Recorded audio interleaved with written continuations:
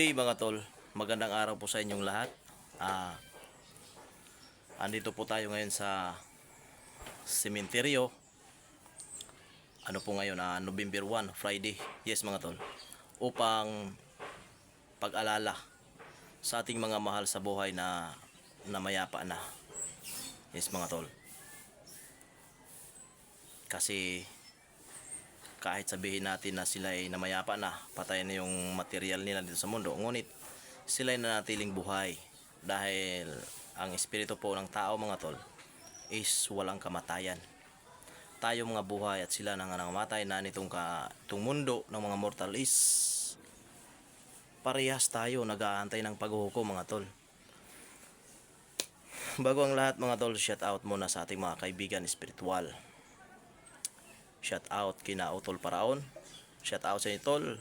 Kina Amigo Nuts. Shout out sa inyo tol. At siyempre kay Commander Kirubin. Shout out tol. At kay Jason Spiritual Healer. Shout out sa inyo dong. At sa iba pa nating mga kaibigan spiritual.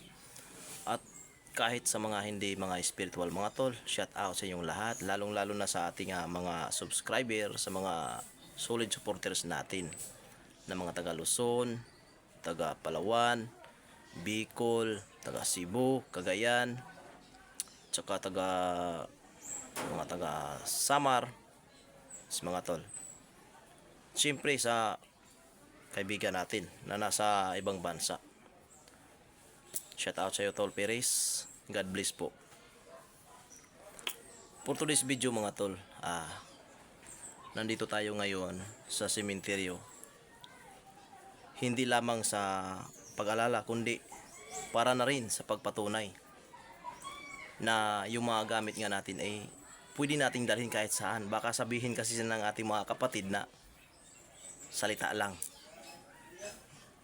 for the views lang, o kaya ay content lang. Hindi mga tol. Yes mga tol, wala akong sinasabi mga tol na for the content lang, for the view lang. Ang sinasabi ko ay totoo. Ito yung mga gamit natin tol.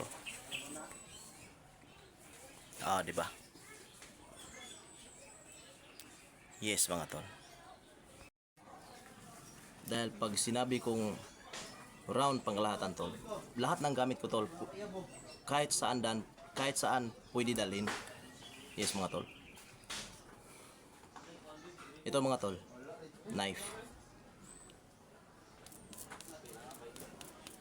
Ngayon lang natin yan ipapakita mga tol. Hindi yan sa pagmamayabang mga tol, kundi ito ay patunay na yung gamit natin ay pwede natin dalhin kahit saan. Yes mga tol.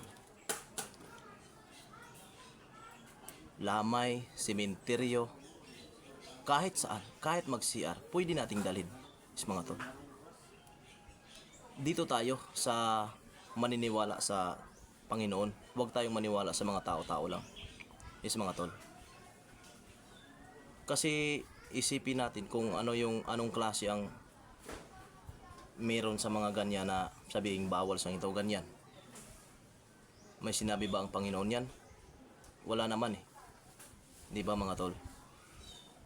Kung ikaw ay divine, kung ikaw ay naniniwala sa Panginoon, ano ba ang kapangyarihan ng Panginoon?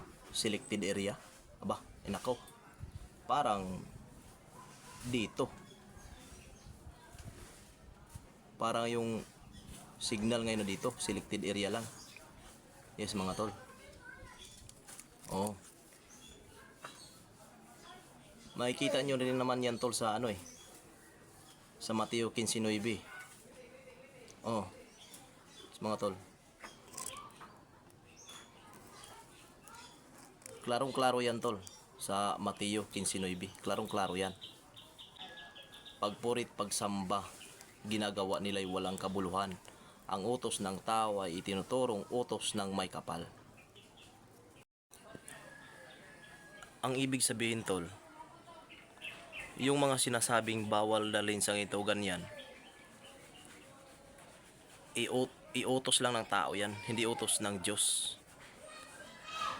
Oo mga tol. Yan ang totoo mga tol. Kasi ikaw, kung sabihin mong divine ka, kahit saan mo ang gamit mong dalhin, pwede. Walang bawal yan, maliban sa gagawa ka ng kalukuhan, kabulastugan, pagnanakaw, hold up, tulis. Yes mga tol, yan ang bawal. Pero sa pagkain, walang bawal. Dalhin kahit saan, walang bawal. Itawid ng dagat, walang bawal. Yes mga tol. So yun lang mga tol. Maraming salamat sa inyong lahat mga tol, sa inyong patuloy suporta.